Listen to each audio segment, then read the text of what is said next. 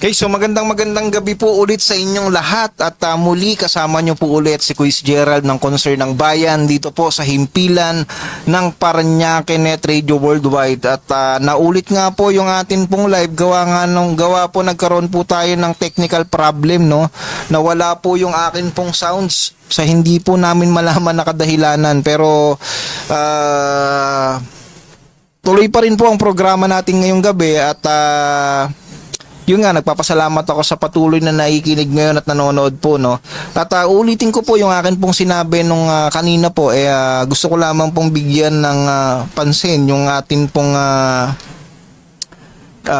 ginawa na panawagan regarding po sa mga nangyayaring issue po dito po sa paaralan ng Parañaque National High School, at tayo po'y nagpapasalamat syempre sa atin pong mga lingkod bayan sa pangunguna nga po yan ng DepEd Secretary atin pong DepEd Secretary Sani Angara, ano, dahil nga po siya naman po ay nangako na iimbestigahan o bibigyan po ng pansin ang mga nangyaring issue po dyan, at meron din po na gagawin na safe school reporting system. Ito po yung naglalayong bigyan ng ligtas na paraan ng mga mag-aaral upang maiparating po ang kanila pong mga concern at mga alalahanin. Ito po ay magandang hakbangin, ano, dahil nga ang kailangan po kasi natin sa isang paaralan ay yung meron pong kultura ng pakikinig, bukas na alam nyo na, komunikasyon, at meron pong proteksyon sa bawat mag-aaral. Hindi lamang po sa bawat mag-aaral, kasama na rin po syempre yung mga guro, ano. Alam nyo na, dahil ang bawat bata ay may karapatang matuto sa isang paaralan ng ligtas at may respeto at malasakit. Kasi alam nyo, dapat naman po talaga ang paaralan ay ligtas sa bawat isa. Ulitin po natin na hindi po dapat para sa estudyante lang, kundi para din po sa mga guro. Kasi to make it simple, ano, hindi po pwedeng one at a time. Okay? Kaya dapat po at both side, ligtas po para sa estudyante, ligtas din po dapat yan para sa mga guro. At nakakatuwa lang pong isipin na hindi po bingi ang atin pong mga lingkod bayan, lalong-lalo na po yung DepEd department po natin, na nandyan po kagad sila, umaksyon po. At tayo po ay nagpapasalamat din syempre sa atin pong lingkod bayan dito po sa atin pong city, sa pangunguna po yan syempre ni Kuya Edwin, ng atin pong Mayor Kuya Edwin Olivares. Nandyan po sila, okay, na umaaksyon at aaksyon, at kung kinakailangan na merong managot, dapat po talaga ay managot. So sabi ko nga akin pong sa amin po dito po sa himpilan ng Parañaque Net Radio Worldwide at susubaybayan po natin yan at susikapin po natin na maging updated po sa lahat po ng mga kaganapan or action po or concern po regarding po sa nasabing issue. At gusto ko na rin pong sabihin na call out ko na rin po ito para po sa mga estudyante ng paaralan ng Parañaque National High School Main. Meron pong tamang lugar para po kayo po ay mapakinggan base rin po sa sinabi po ng atin pong mahal na sekretary na meron pong tamang platform, meron pong tamang lugar para po manawagan, para po magbigay ng inyo pong saloobin. Ang tama pong panawagan na hindi po sa kalye. Ito po ay ginagawa sa isang maayos na kaparaanan. At ito na rin po ay call out na rin po sa atin pong mga estudyante at magulang. Lalong-lalo na po sa mga high school student ng Parañaque National High School Main na menor de edad. Pakiusap naman na ang eskwelahan po sana ay dapat gamitin po natin upang matuto po ng tamang asal, matuto po ng mga kailangan matutunan sa eskwelahan. Ang eskwelahan po ay ginawa hindi po para gawing alam nyo na, lugar ng pakikibaka na kung saan kahit menor de edad nasa kalsada, nagrally, hihikayatin pa ng kung sino-sino.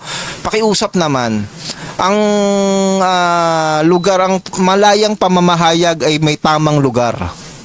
May tama po yung edad at hindi po yan dapat ginagawang sangkapin.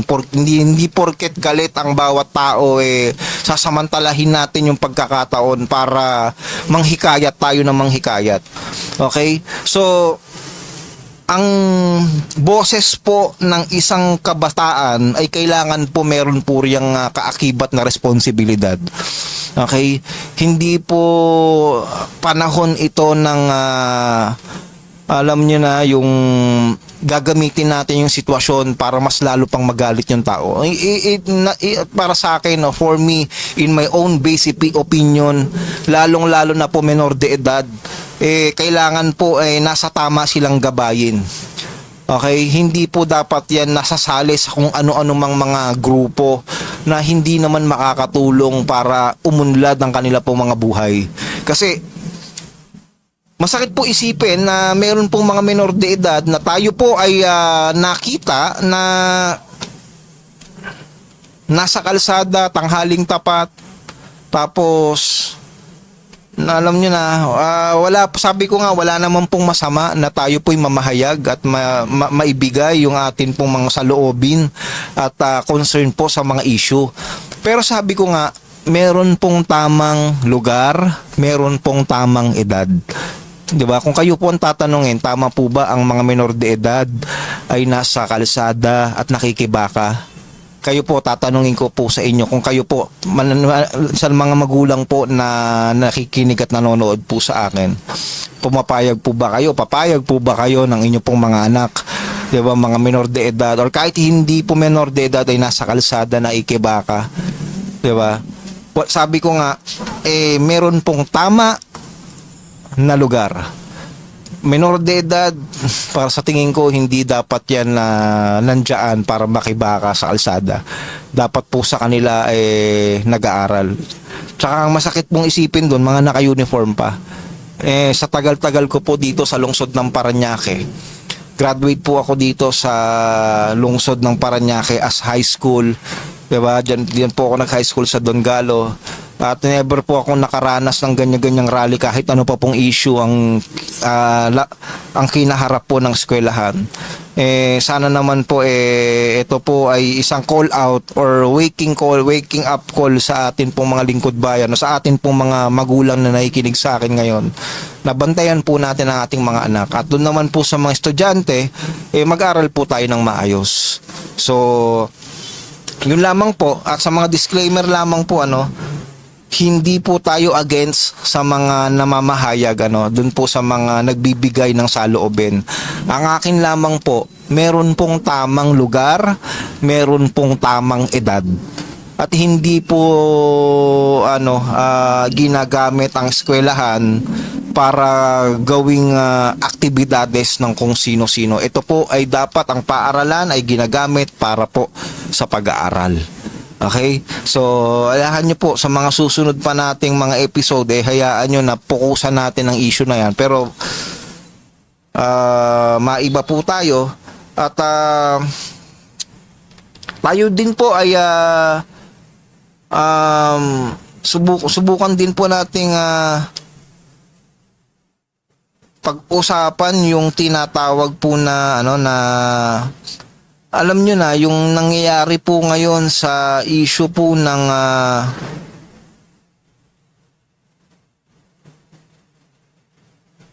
dito po sa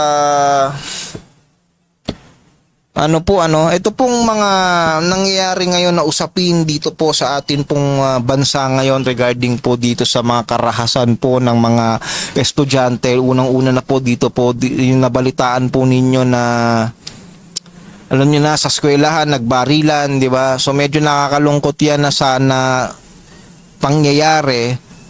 Dito nga nagkaroon ng ito kwentuhan lang tayo at magbigay lang tayo ng saloobin regarding po sa issue na to.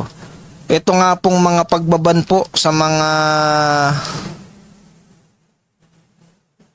sa mga issue sa mga video games wait lang mag-share lang po tayo.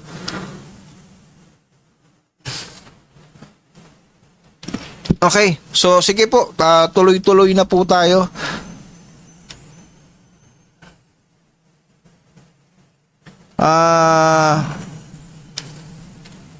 Tuloy-tuloy po tayo sa ating pong programa.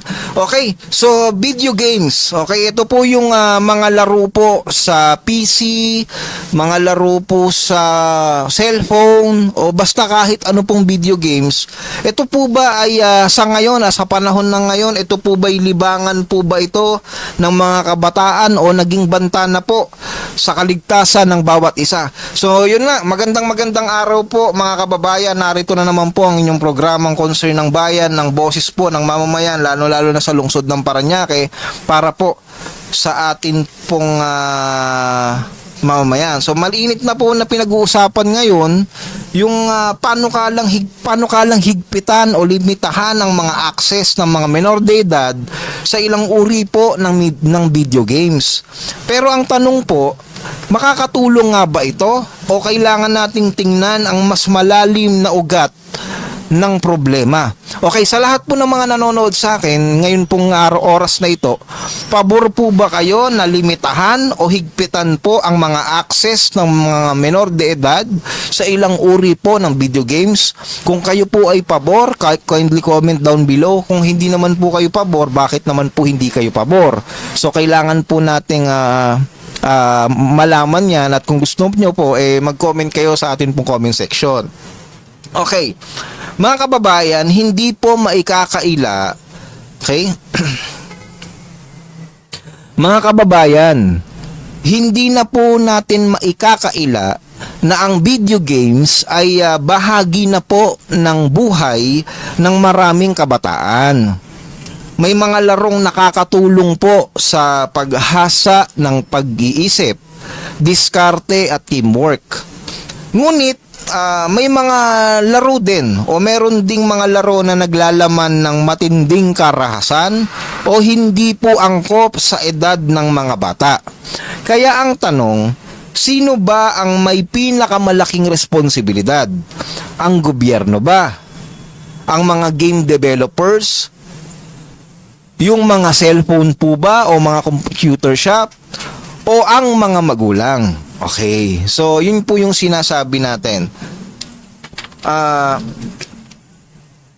Meron po kasi tayong, magsasalita po ako as a ordinary person na lumaki. Okay, ako rin naman po ay lumaki rin naman po ako sa anong tawag dito, video games. Ako rin naman po ay nahilig sa mga laro. Okay, may mga laro na rin naman po akong kinalakihan, especially mga bidyuhan, PlayStation. Okay, wala pa kasing masyadong computer games nun eh. Okay, meron lang po yun nga, yung sinasabi ko PlayStation, video games yung inuulugan po ng barya. Yan. Ang mga laro po doon talagang meron din pong mga barilan, meron din pong mga suntukan, di ba? Yung napos lately, nagkaroon po ng Counter-Strike, nagkaroon na po ng mga iba't ibang laro like Run Online, Cabal, Lineage. So yun po yung mga naabutan ko. NBA, di ba? Yan po yung mga laro na kung saan nasubukan po nating laruin. Ngayon,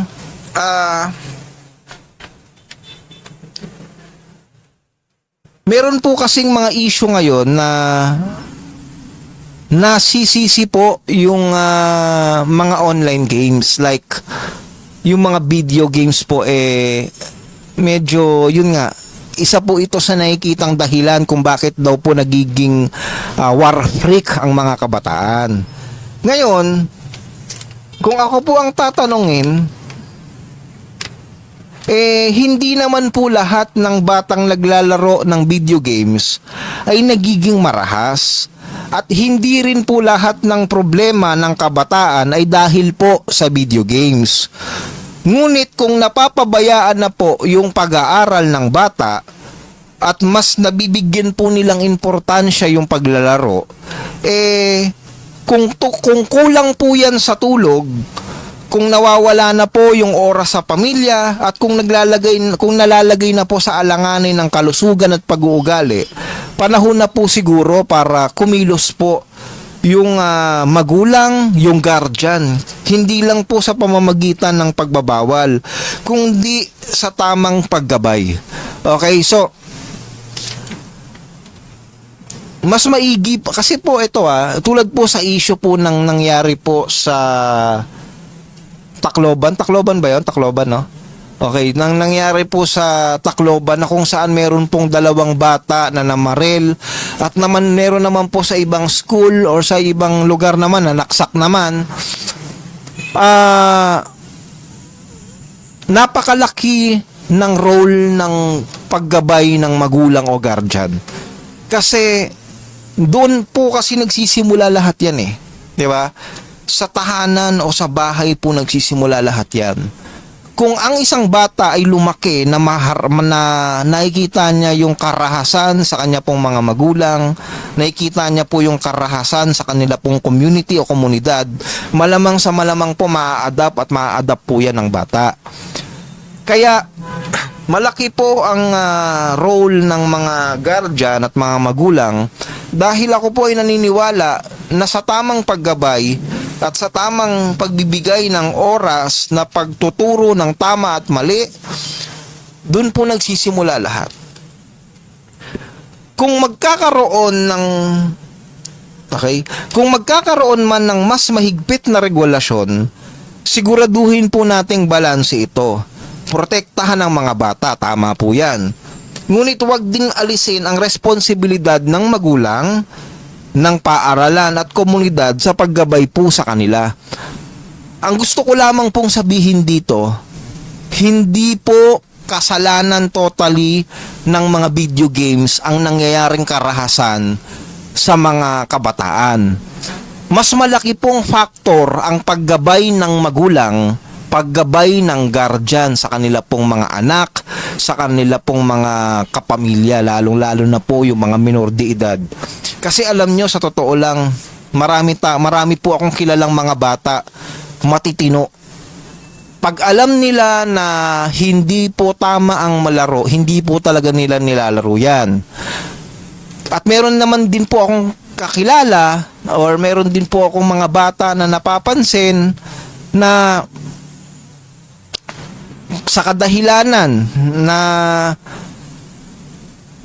napapabayaan sila ng kanila pong magulang, kahit ano na lang pong laruin, pwede na, kahit barilan yan, may kita mo na lang 4, 5, 6 years old, naglalaro na po ng mga karahasan, diba? Nagtatagaan, diba? So, nasa magulang po talaga ang umpisa niyan. Okay? para sa akin po, sa akin pong opinyon, nasa tamang paggabay talaga ang susi para mas maging matino ang paglaki ng isang bata. Kasi kung iaasa po natin lahat sa pagbabawal ng video games, ako po naniniwala ako na kapag wala pa ring tamang gabay ng magulang or guardian ng mga bata, gagawa at gagawa yan ng hindi maganda. Pero kung bata pa lang nilapit na po natin, tinuro na po natin yan. Okay, bata pa lang tinuruan na po natin yan ng maayos at dinisiplina natin ng maayos. Maniwala ka sa hindi, kahit pakawalan natin yan sa eskwelahan, kahit hindi natin yan totally bantayan, kapag lumaki yan ng meron tamang paggabay, maalala nila kung ano yung tinuturo sa kanila. Kasi sabi ko nga, based on experience po natin, tayo po ay naniniwala na yung gabay at tamang pagsunod ang tamang paggabay ng mga magulang, nandun din po yung tamang pagsunod ng mga kabataan. Ang pinupunto lamang po natin dito, imbes po na pagbawalan natin yung mga video games, alam nyo na hindi naman talaga lahat totally kasalanan ng mga laro na yan eh. Kasi halimbawa ako, magulang ako. Okay, halimbawa lang may anak ako. 'Di ba? Nasa sa akin pa rin naman kung papayagan ko siya o hindi. Wala namang magagawa yan kung ayaw mong payagan eh. Tama ako, mali? Kasi meron po kasing mga magulang na sige bigay ng cellphone, sige bigay ng gadget. Wala nang pakialam kung ano yung nilalaro ng bata, basta wag lang umiyak, masunod lang yung luho. Kumbaga sa sa salitang spoiled. Yan, ginagawang spoiled yung mga bata. Dahil sa kagustuhan nila na maibigay lahat ng tingin nila na ikakasaya ng anak, hindi na tinitingnan kung anong klase ang gagawin, doon na nagsisimula yung pagiging spoiled, diba? Hindi po pagbibigay ng tamang paggabay. Ganon din sa eskwela.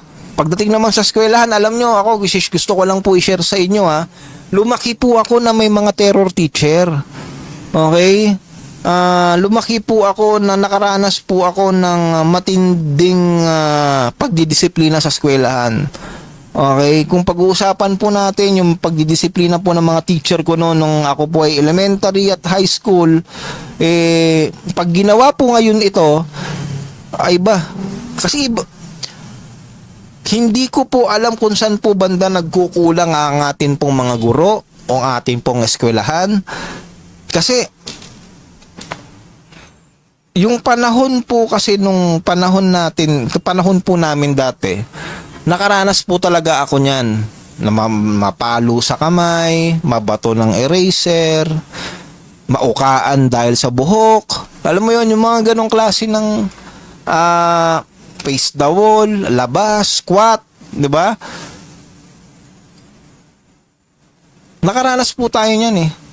Pero in my own understanding, ang alam ko na ginawa sa akin yun ng teacher ko, hindi para pahiyain ako or what, kundi para matuto ako at madisiplina ako.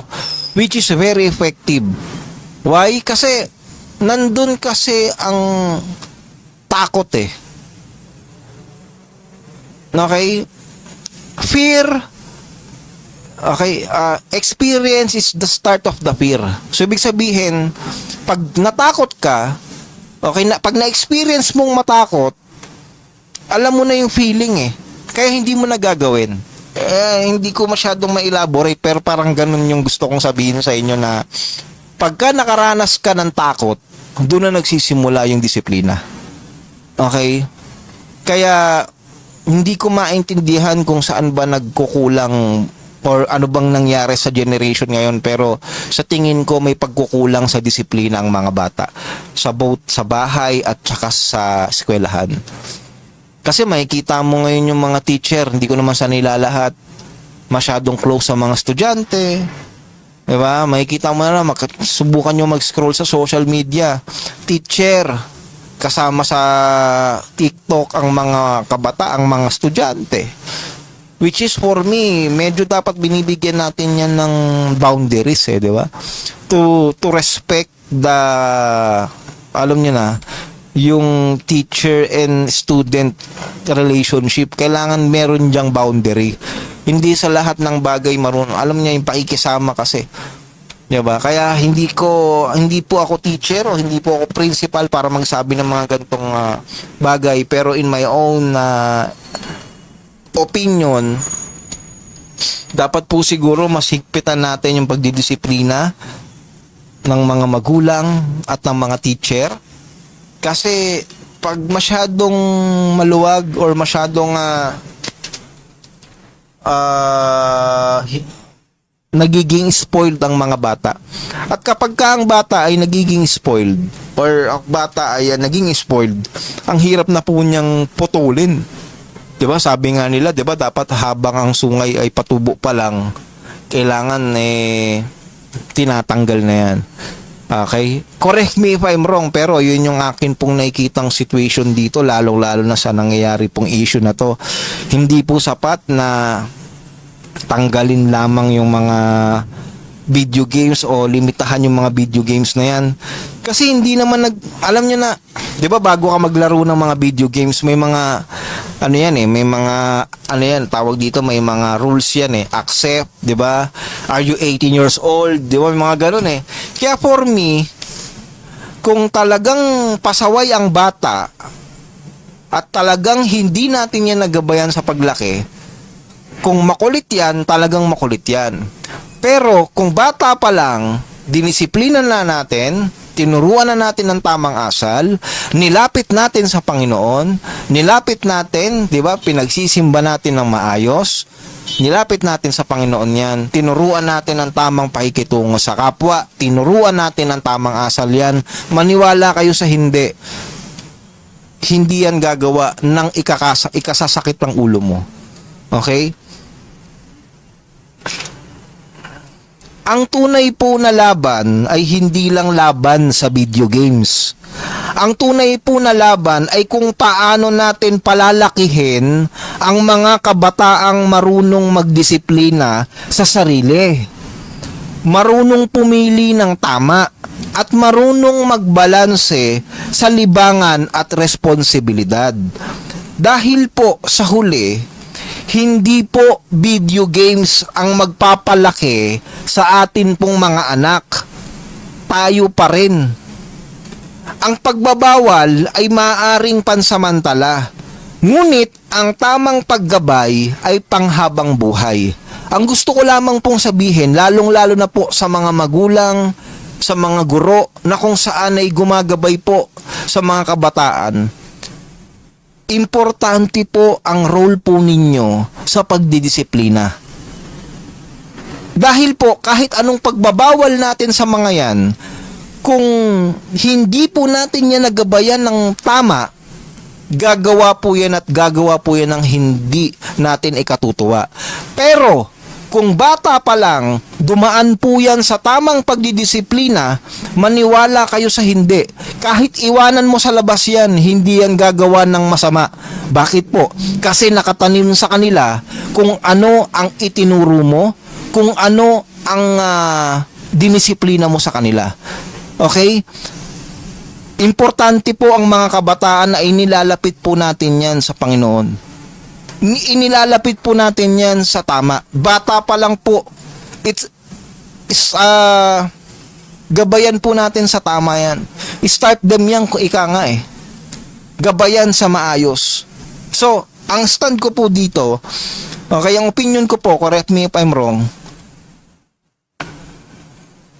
nasa tamang pagpapalaki po yan. Sad to say, may mga kabataan or may mga bata po talaga na lumalaki na wala pong tamang paggabay ng magulang. Nakakalungkot man, pero yan pong realidad. Pero doon po sa mga magulang na kumpleto, doon po sa mga magulang na may mga anak, bigyan nyo po ng oras, lalong-lalo na sa mga bata pa lang. Kasi pag malaki na yan at hindi natin yan naturuan ng tama, nandun na nagsisimula ang trahedya niyan sa buhay niya. At doon naman po sa mga kabataan, doon naman po sa mga elementary, high school hanggang college, ito lang po ang masasabi ko po sa inyo. Ang mga bagay po na ginagawa po natin ay may kaakibat po yan na resulta. Simple lamang po. Gumawa ka ng maganda, maganda rin ang kahihinatnan. Gumawa ka ng hindi maganda, hindi rin po maganda ang kahihinatnan. So, dalawa lang po naman ang pagpipilian ninyo. Doon po kayo sa tama o doon po kayo sa mali.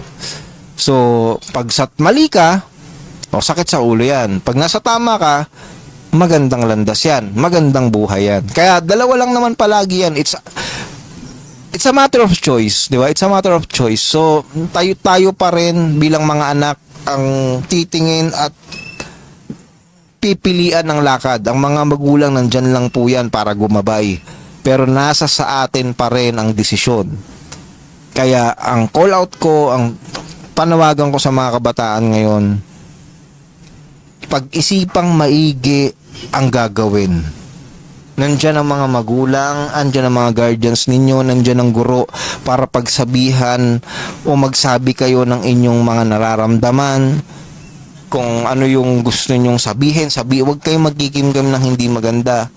So, ayun lang, okay? Hindi para mag-sermon, kundi para sabihin kung ano yung sa tingin ko ang isa sa solusyon para maiwasan natin yung mga kabataan rage na yan. Okay? Kaya, yun lang. Okay, sa episode na to at ako po ay nagpapasalamat sa patuloy ninyong panonood at pakikinig sa programang Concern ng Bayan dahil nga patuloy po tayong dumarami, patuloy po tayong lumalakas, patuloy po ang atin pong pag-usbong, patuloy po ang atin pong programa dito po sa himpilan ng Parañaque Net Radio Worldwide at suportahan po natin lahat po ng atin pong mga programa, ano? At sabi ko nga, patuloy din kami na maghahatid po sa inyo ng makabuluhang balita. At gusto ko rin pong sabihin sa inyo, dito po sa social media, meron po akong napansin, ano? Dito po sa social media, meron po akong napansin na kailangan din pong i-call out Alam niyo kung bakit? Kasi napapansin po ng karamihan na yung written at yung written na anong tawag dito? Yung pag-intindi sa sinusulat, yun. Yung written and reading comprehension po natin, medyo bumababa, no? Kahit anong paliwanag, okay? Kahit anong paliwanag po ng atin pong mga lingkod, yung tungkol sa issue, hindi pa rin maintindihan. Okay? Kaya nakakabahala yung reading and writing comprehension ng mga Pilipino. Siguro isa rin to sa dapat tutukan ng mga guro, ano? Kasi kahit anong explain natin, meron pa rin hindi nakakaintindi. Tapos pag tiningnan mo yung mga profile, mukhang maayos naman. Siyempre kapag fake account, hindi natin pinapansin yan. Malinaw yan.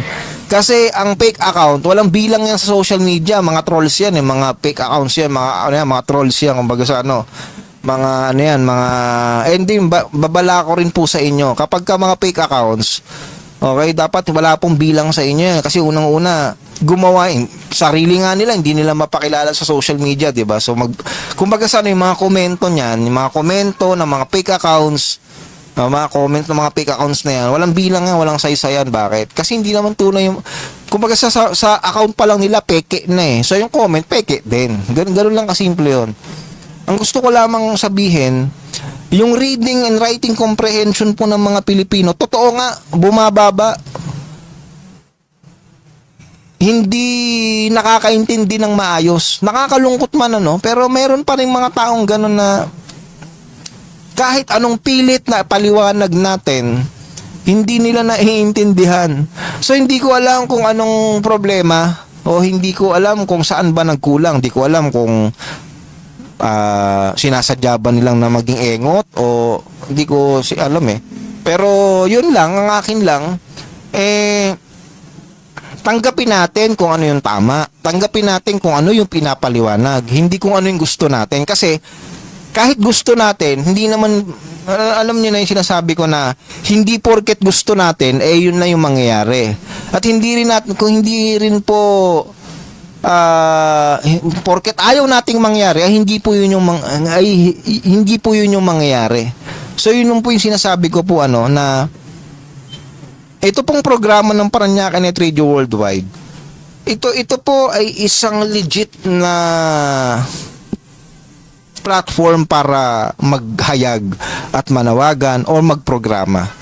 Kaya nakakalungkot lang kasi kahit anong sikap nating iparating sa inyo yung mga nangyayari sa ating lungsod, kung kayo mismo ay hindi marunong umintindi, pasensya.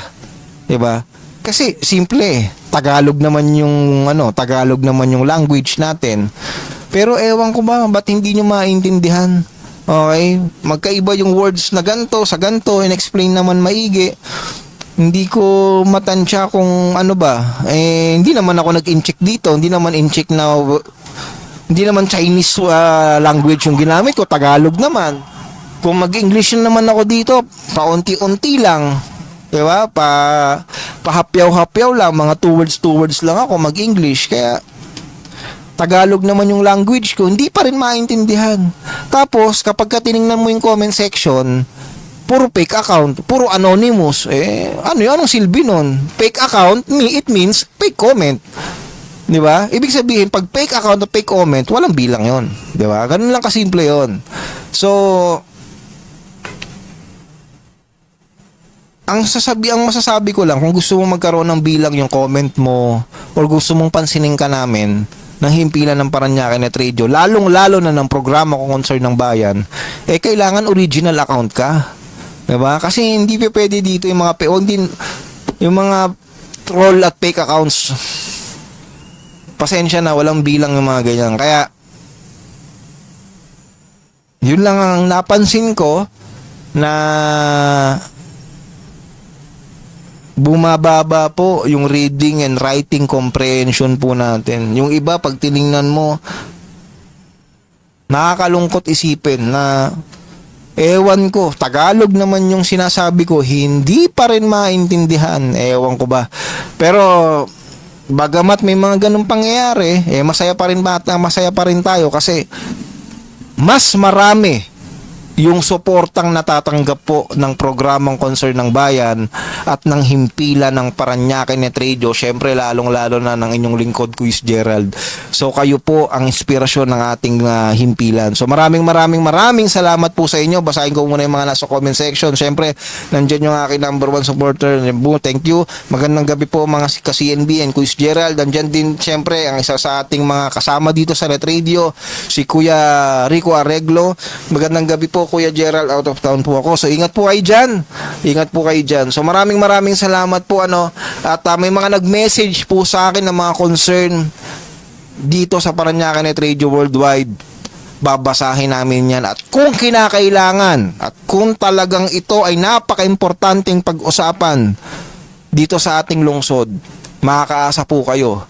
Si Kuis Gerald at concern ng bayan ay palaging mananawagan at makikinig para sa inyo. So maraming salamat po sa patuloy na suporta sa programa ko kada Lunes ng alas 8. At wag lang yung concern ng bayan po ang suportahan po natin. Marami pa pong mga programa sa himpilan ng Parañaque Net Radio at mga paparating tam. Maraming salamat po sa inyo at magkita-kita po tayo ulit sa Lunes.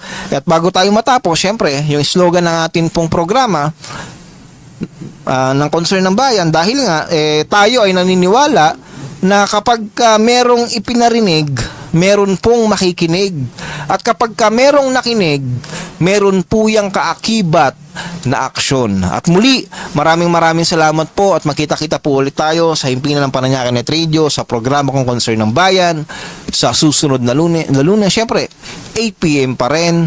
At naway nasa ligtas kayong lugar ngayon. Mag-ingat kayo palagi. At eto na naman, nagbabadya na naman nagtag-ulan, pero masaya tayo kasi hindi na tayo binabaha. So sana patuloy at tuloy-tuloy yung atin pong obserbasyon, ano. Kaya kasi dati, 'di ba, konting ano lang, alam niyo na baha. Pero ngayon, nakita natin medyo nagkakaroon ng improvement, at yung improvement na 'yan, malaki ang inyong parte. So maraming salamat po. Muli, Quiz Gerald po ng Concern ng Bayan. Makita-kita tayo sa Lunes. To God be the glory. God bless po sa ating lahat.